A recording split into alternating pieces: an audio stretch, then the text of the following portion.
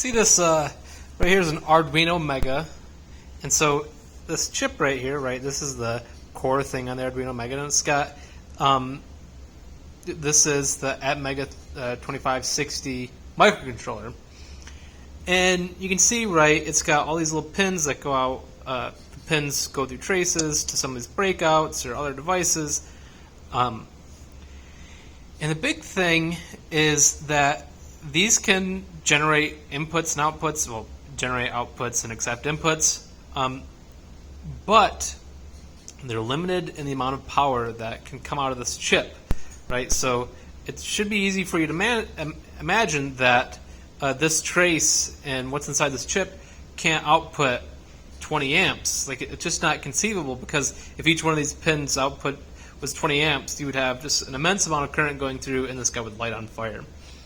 And so that's why normally, under almost every circumstance, your microcontroller is going to be connected to some sort of stepper driver. And stepper drivers come in lots of different shapes and sizes. Like, for example, these are some smaller ones. These guys right here are the Palalu ones. That's just a brand name. But these stepper drivers basically require three signals. They require a signal to say, it needs to know if you want to step, if you want the motor to be enabled, in what direction you want it to move if it is stepping. So there's those three signals. And so that comes from the microcontroller over there. And then you can see, if you look right here, we've got the 1B, 1A, 2A, 2B. So those are our actual outputs to the phases of our motor, to the actual coils in our motor. So anyways, so these are usually for kind of smaller motors, like a motor like this, or the NEMA 17 motors that we use on like the Ender 3. The one thing that I really want to note about this, or there's two things I want to know. One is, why is it like this? Why is it this whole little board thing? Why don't we just take that chip and put it right on our circuit board?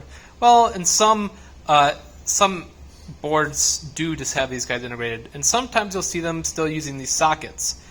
If something's going to burn up on your board, it's probably going to be this guy.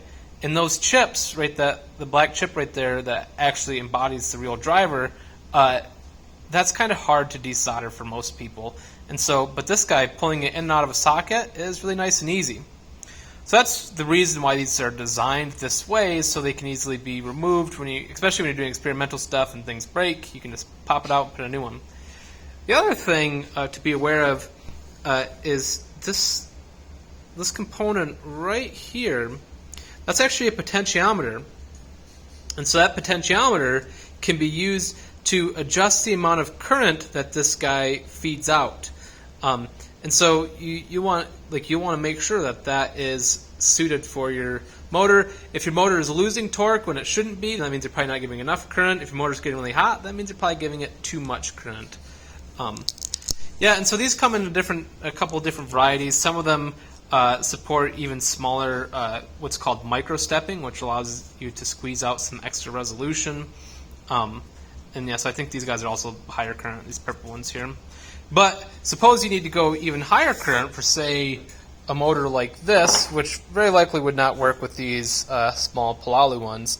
They make bigger and bigger drivers. So I can't remember what the common part number for this guy is.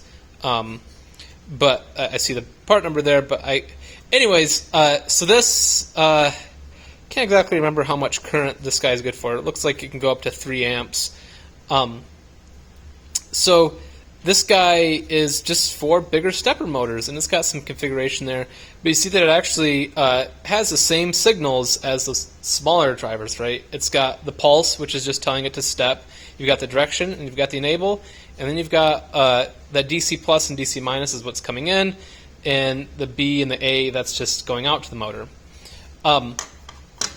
Yeah, so you're pretty much always going to have a motor that's paired with some sort of driver, and that driver is being controlled by a controller. Even if it's all integrated into one circuit board, it's still going to be that type of thing where you got microcontroller to driver to motor.